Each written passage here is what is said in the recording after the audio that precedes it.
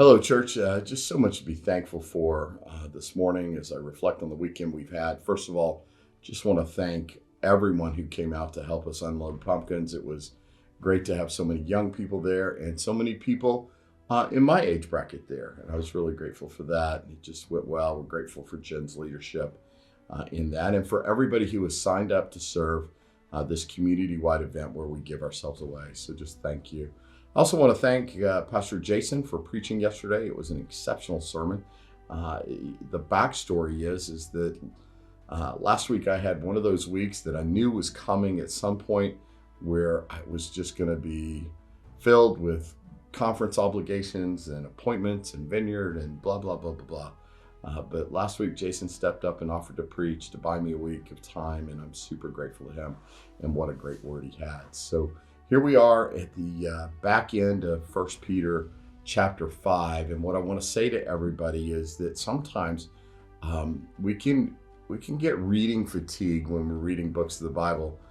So, if you're reading a book of the Bible, as you get towards the end, you begin to skip some things, but I want to caution you that at the end of all the letters, all of Paul's letters, Peter's letters, the book of James, what you begin to find are like personal nuggets of advice.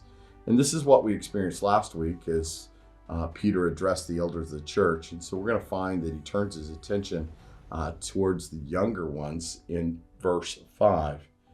He says this, in the same way, speaking of the same way that he spoke to the elders, you who are younger, submit yourselves to the elders. All of you, clothe yourselves with humility toward one another, because God opposes the proud, but shows favor to the humble. Then verse 6 is one of my favorite verses. Humble yourselves, therefore, under God's mighty hand, that he may lift you up in due time. Cast all your anxiety on him because he cares for you. Man, there is so much going on here.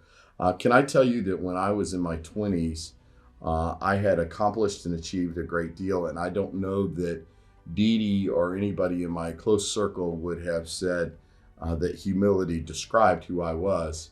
But God's got a funny sense of humor because challenges arose and God found ways to humble me in ways that I could not have imagined.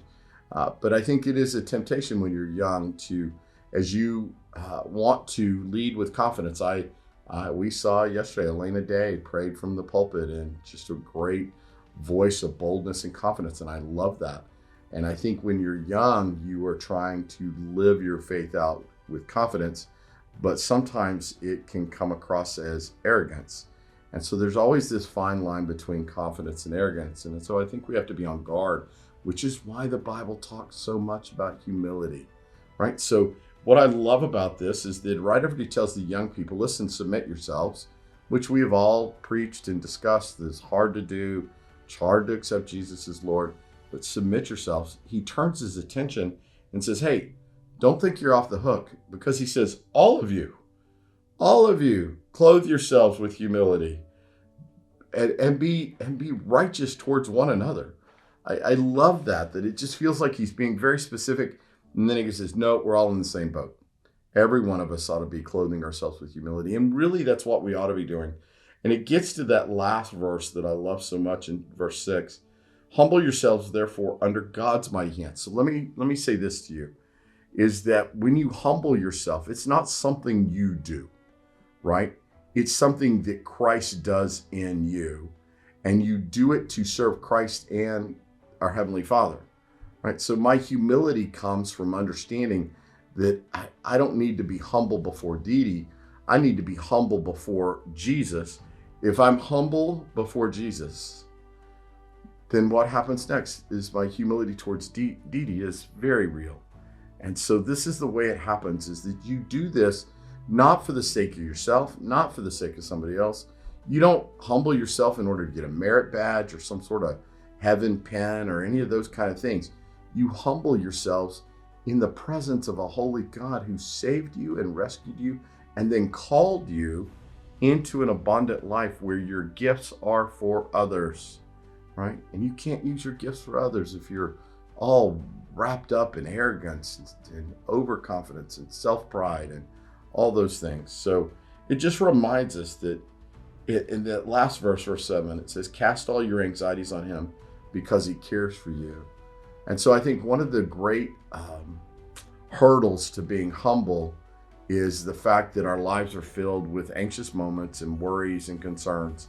And so we try to put on a brave front instead of just taking our anxieties to the Lord and going, hey, this is what I got, Lord. This is my trash today. Help me deal with my trash today.